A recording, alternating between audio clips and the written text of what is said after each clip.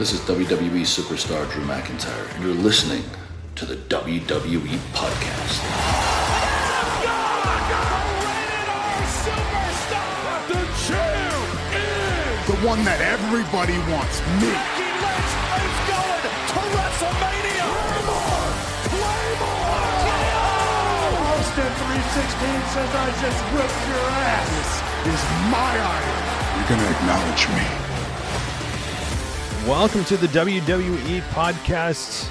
Boy, oh boy, day one has just concluded as I speak, and I just actually got off my TikTok live stream. If you guys haven't checked me out there, I went live on TikTok talking about day one and the craziness that came from it, and got a pretty good response. Got a decent amount of viewers on the live stream, and I appreciate everybody coming on. And if you'd like to join us there, head on over to TikTok and search out the WWE Podcast. We are there, and we had a lot of fun. A lot of good questions, a lot of good things I didn't think about, and invite you over there. Invite you also to go ad-free on Apple Podcasts. Just click subscribe, or on Patreon. Click subscribe there, and just search us out, the WWE Podcast. You'll see the ad-free options if you are just over the ads and you don't want to have to skip through or deal with any of that. But nonetheless, let's just jump into it. Guys, Brock Lesnar's WWE Champion. I didn't say Universal. I said WWE. So, the sequence of events here, let's unfold them. Roman Reigns at about 6 o'clock Eastern time puts a tweet out and says that he has tested positive for COVID and that he obviously wants to be there to defend his championship and so forth. Can't be there. That match is gone. Out. The main event of WWE's show, gone. In its place, Vince decides to stick WWE legend Brock Lesnar into this fatal four-way, making a fatal five-way. You know what? I have no problem with that. I'm not going to rant about it. How does that happen? How did he not qualify? That doesn't make sense. No, it makes perfect sense. He had a championship opportunity anyway. Plus the crowd, in person and at home would have been really disappointed to not see Brock Lesnar, I think. Love him or hate him, he's a star that commands your attention. So Brock Lesnar is inserted into this match, and most people are thinking to themselves, well, cool. We get to see Brock Lesnar in this matchup, hit some F5s, hit some Germans, and ultimately come out of this with a loss, not being pinned or submitted, of course, but not being involved in the decision, with Big E likely retaining or Seth getting the championship. And that's not what we got. We got Brock Lesnar coming out as the last participant. KO and Seth jumped on him early. They got a whole bunch of Germans for their trouble. And then not F5s yet, but he got speared by Bobby on the outside through the barricade and then got taken out again by Seth and KO.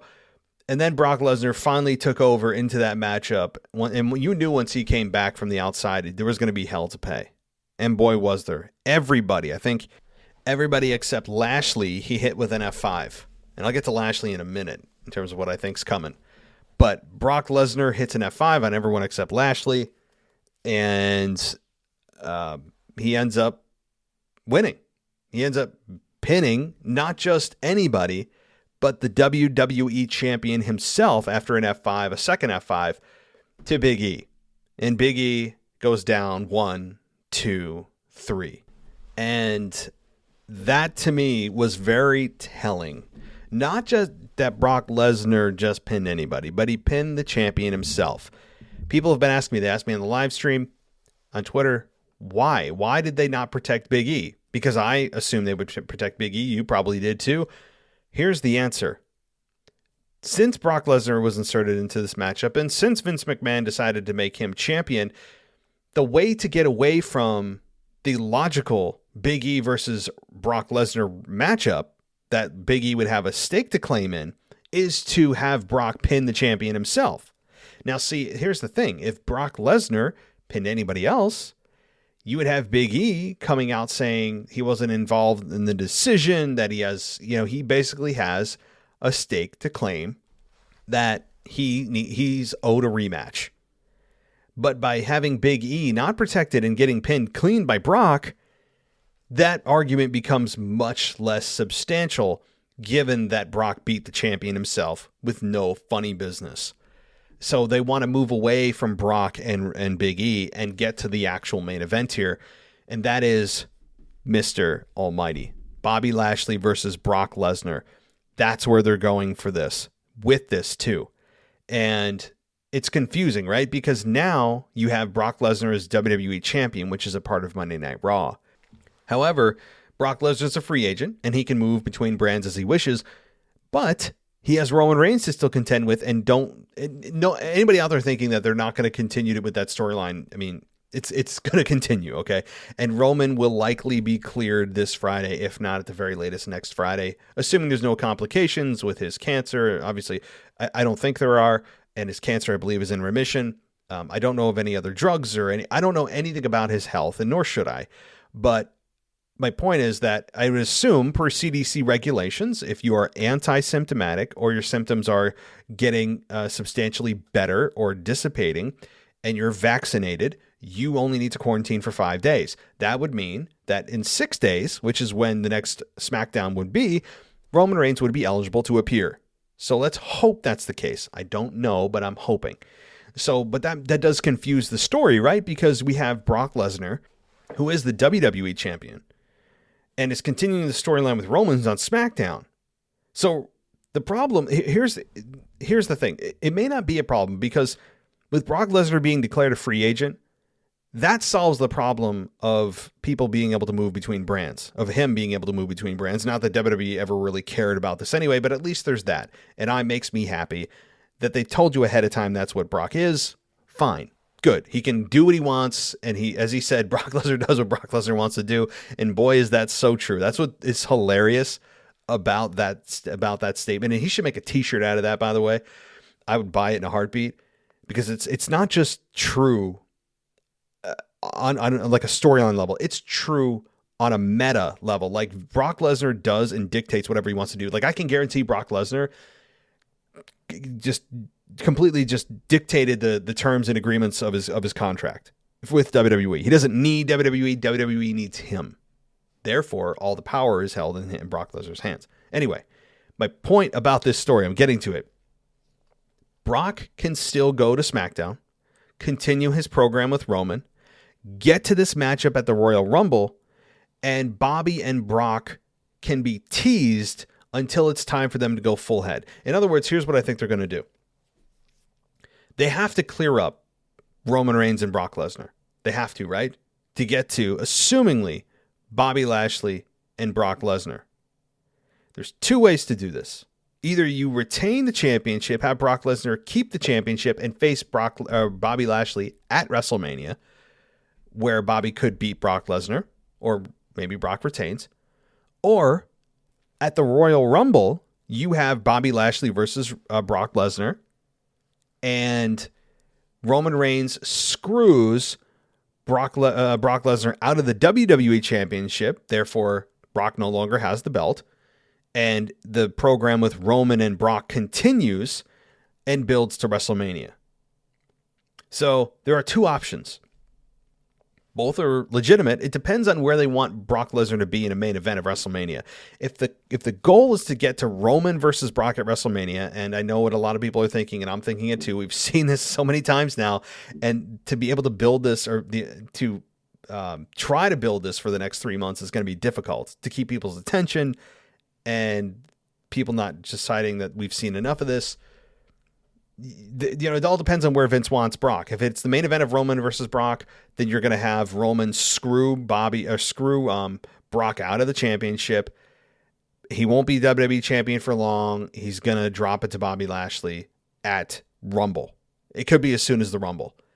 If they don't, and they want Bobby versus Brock at WrestleMania, then what they're going to do is likely shore up this program between Roman and Brock at the Rumble, and then they'll build to Roman and Bobby over the next several months to WrestleMania. So there's really two paths, and honestly, I don't know which one they're going. Yeah, I thought I knew, and then the more I think about it, I'm like, there's a case to be made, strong case to be made for both. So that's a hell of a question. I'd love to know what you guys think about that.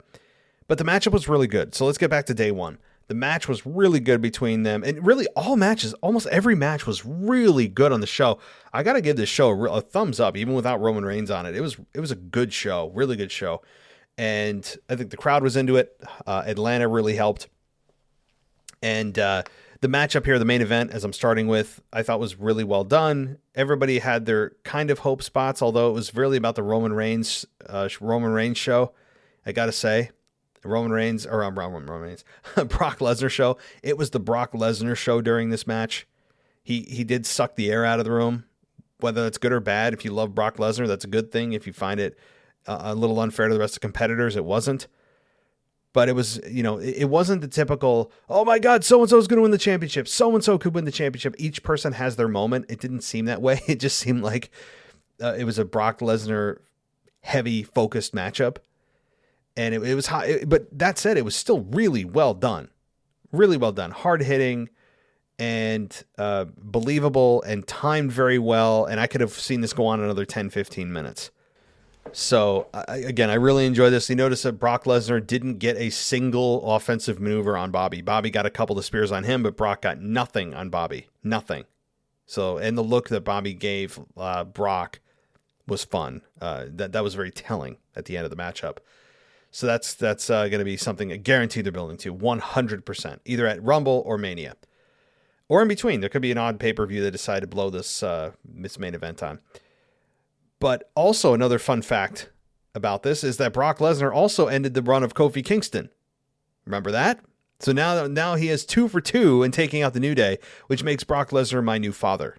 Okay, he is my new just adopted. I don't know. That's a strong word because I have no problems with my dad, but he is my new favorite person. Okay, I will say that Brock Lesnar is now number one in my life. He is my savior. He is my shining beacon of light in my life. So that said, let's move on though, because the rest of this matchup the rest of the card was really good. Let's talk about Liv Morgan and Becky Lynch. Liv Morgan and Becky Lynch had a better match than their first time around. I was hoping that would be the case, and this was the case. The crowd was very behind Liv. I love that video package they put together for Liv. While it wasn't new, it's still effective because it's so good. And it reminds you who Liv is and where she came from, being a family of 6 with a single mom and not knowing who she was and all that really good stuff. I love the Liv Morgan package. It's so strong to me. And not that I grew up with 6 other people with a single parent, but still, it's not, I can't relate to it, but I can relate to it if that makes sense as a human being. So Liv Morgan again and Becky had a really good matchup and very few botches until the end. And I believe this was a botch because Becky Lynch was struggling to find the bottom rope and couldn't. And as a heel, this would have protected Liv while also continuing to build heat on Becky. Instead, since Becky missed the rope after hitting the manhandle slam, she effectively just made this a clean victory. And the announcers alluded to that Becky was trying to scrape for the bottom rope to gain that extra little bit of leverage, but couldn't get to it. So that meant that the finish had to be clean. That's not what you want to protect Liv and also gain heat on Becky. That's a win-win. Instead, it's a clean victory, which puts credibility on Becky's shoulders and erases a little bit of the steam that Liv had. I mean, it's a lose-lose here. So I really do believe that this was a botch on the part of Becky. And there's just no two ways about it. I really do believe that, which is a shame. It's a shame, but the matchup itself was still very, very good. I mean, very good. There were some spots that you really believe Liv Morgan could win. I don't even know the maneuver she did. There was a couple of maneuvers that she did that were just like, where did that come from? Where's that been all these years on the Riot Squad, for God's sakes? I have nothing. I'd give this match like an A minus. I mean, it was so good. So good. Okay, let's move on though. And, let's get to a match that didn't happen. Shinsuke Nakamura, defending his Intercontinental Championship. Where was that? Non-existent. Gone. Off the card. COVID, I think, right? COVID's the king of excuses. But no, but it really could have been. I don't know for sure. But no Intercontinental Championship match, and an injury happened at the beginning of the show that I did not watch while it happened. And that, of course, was the matchup between Sheamus and Ridge Holland versus Cesar and Ricochet, where Ricochet accidentally, upon his standing 450 splash, kneed the face of Ridge Holland, who was on the mat, breaking his nose and putting him out. And Sheamus still ended up winning the matchup, which should have happened anyway. But this goes to show you, and the announcers, Corey Graves, I believe, alluded to this too, is the showing you the risk of the style of Ricochet. Yeah, see, this is the problem. While we all enjoy Ricochet on that superficial, cool, look at the next movement level, it's superficial and it's also high risk, not just for the opponents, but also Ricochet himself. And you're also shortening your career with that type of style. You're immediately upping the mileage exponentially, and the risk. And the risk gets higher as you get older. It's just, there's no good reason to do all the things Ricochet does. It's not sustainable. But Sheamus ended up winning the match. Ridge Holland had to leave the match. And I think that's the right matchup, or right outcome. SmackDown Tag Team Champions. The Usos defeat the New Day. And again, did you really expect anything else from these two? These two teams have seen each other more than, Randy Orton and John Cena did during the mid to late 2000s. It was just a really good match. Really good match. And again, I told you, as I crap on New Day all the time, their in-ring ability is second to none. So I have no problem there. And a lot of great hope spots. The double Uso splash I thought was it, and it wasn't. The use of 3D was cool. Yeah, I got to say, the use of 3D, we haven't seen 3D in years since the Dudley Boys left WWE for good. And I'm glad to see it's back. It's a finish that, yes, the Dudley Boys use many, many hundreds, if not thousands of times. I hope they don't bring out the tables and all that stuff. Just the 3D on its own is a fun move to see and watch. And I really enjoy it. So having the Usos use that to pick up the victory, I'm all for. It was a fun matchup. The crowd was into it. But really, did you expect anything less from these four that have met so many times before? Madcap Moss versus Drew McIntyre. Drew McIntyre got the win. I was a bit surprised by that because I thought there was something more to this. We're missing something. There really wasn't. McIntyre and Madcap Moss had a much better match than I think most people anticipated them having. I did not anticipate them having this good of a match, and that's to the effort of Madcap Moss, Riddick Moss, who knew that this was clearly the match of his career right now against Drew McIntyre. And he really came with his A game, showed us a lot more in the ring than he had in like all of his appearances put together. Drew ends up getting the victory, 1, 2, 3. And then at the end, I think it was a segment later, Drew was being interviewed by Sarah Schreiber. Why is this so hard to say? I want to say Sarah Schreiber. And she was going to ask him a question. He was answering something. And then, of course, he gets attacked by Baron Corbin and Drew, or Riddick Moss, Madcap Moss.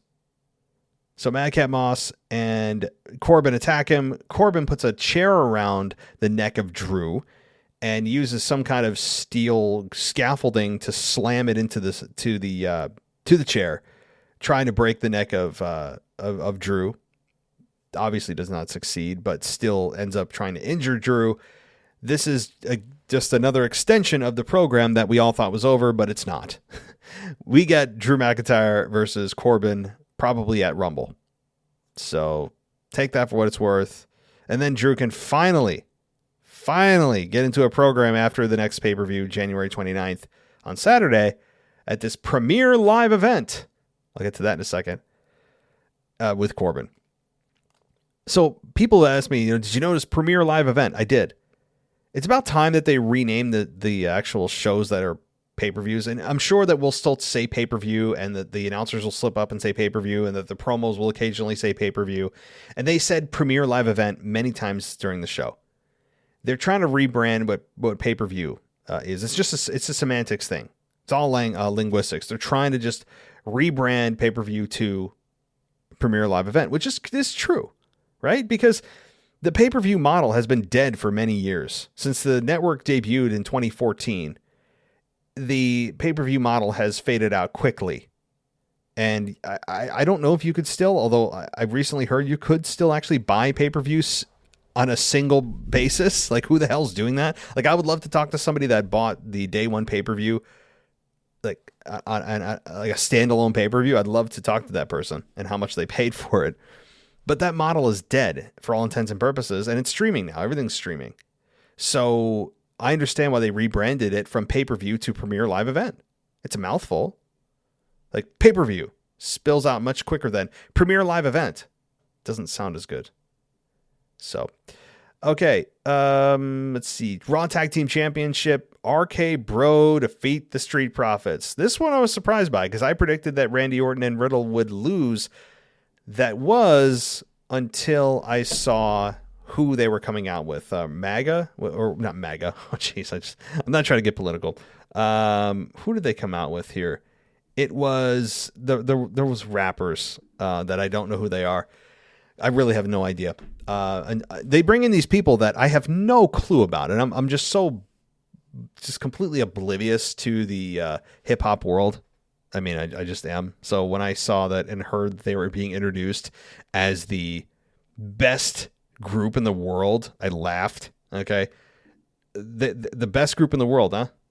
Really? Okay. Is that past, present, or is it all encompassing? Are they a more successful group than, I don't know, the Beatles? Now, you may say that that's a completely different set of music, and likely if you listen to the Beatles, you don't listen to this group and vice versa.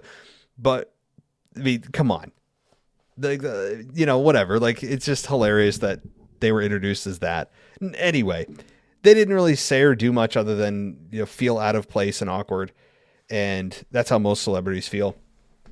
But when they came out with Randy Orton and Riddle, I said, and I put this on my Discord server with the other patrons. I said, guys, when you see celebrities who have never been there before and are debuting for the first time on a wrestling show, and they're with somebody random, that person's going to win, or persons. And in this case, it's exactly what happened. They're not going to have the celebrities who are behind a VIP rope, by the way, next to Corey Graves. And the chairs said Magos. Is it Magos? I don't know. It said the names of the people, almost as if it wasn't done intentionally, other than for those people that that had to see where their assigned seating was, so that they didn't forget and sit in like a ring announcer's chair.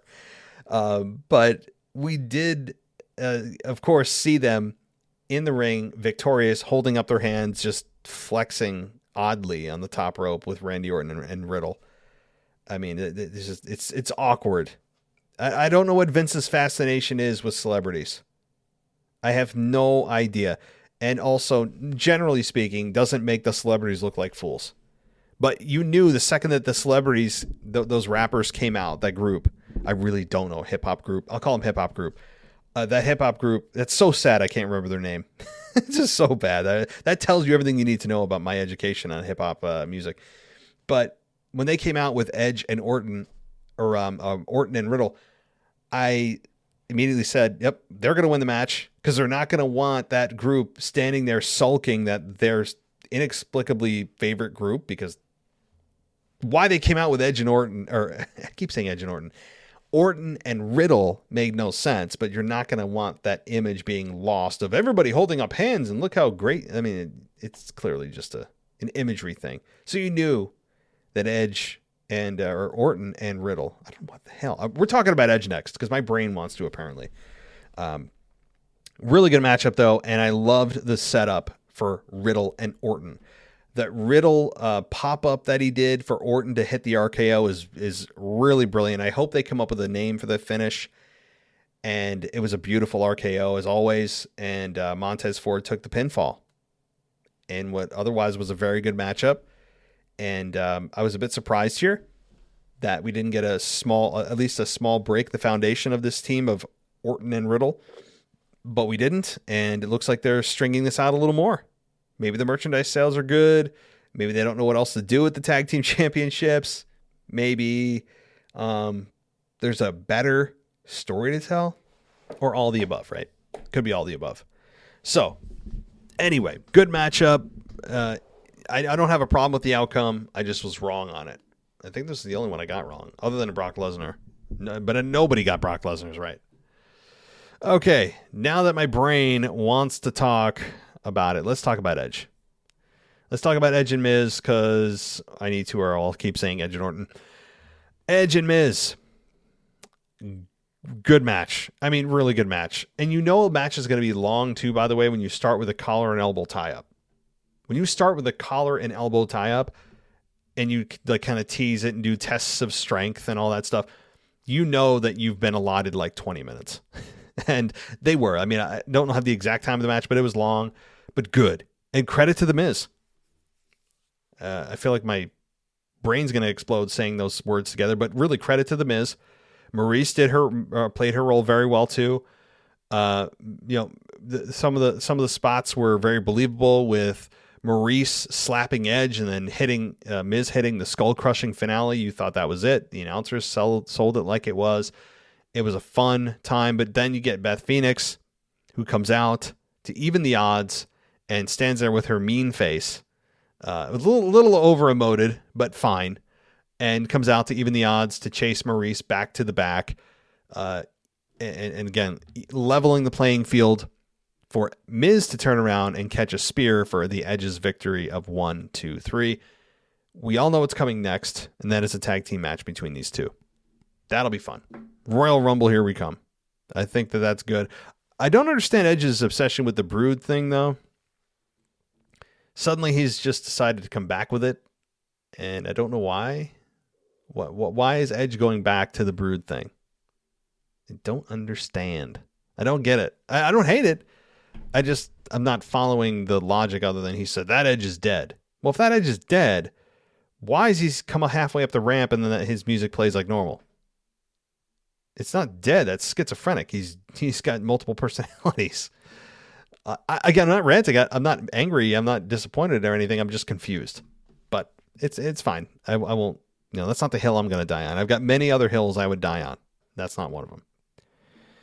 So, one other thing I'll say about Liv Morgan, because that was the next matchup here, if I was going in order, is that Liv Morgan makes you feel real emotion, and not just from the video package, but in her eyes and her reaction to the crowd. The crowd gave her a very positive reaction.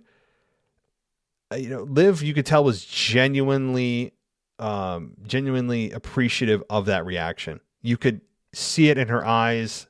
She blew kisses to the crowd. It was real.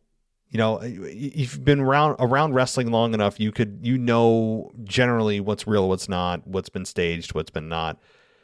And this was just a genuine emotion from Liv. You could see it in her face. Her emotions before the match were real. And that makes you feel for the character even more. So where do they go from here? I don't know. Yeah, I really don't know, because if that was a botched spot, how do they cover that? Because the botched spot should have been Becky with her feet on the ropes and Becky getting the victory after the manhandle slam. Then Liv has another gripe, but now she doesn't have a gripe because she lost clean. That's what happens. What happens? I don't know. But I hope it leads to Liv Morgan eventually taking the belt. I don't know if that's the case now. I have my doubts, I got to say.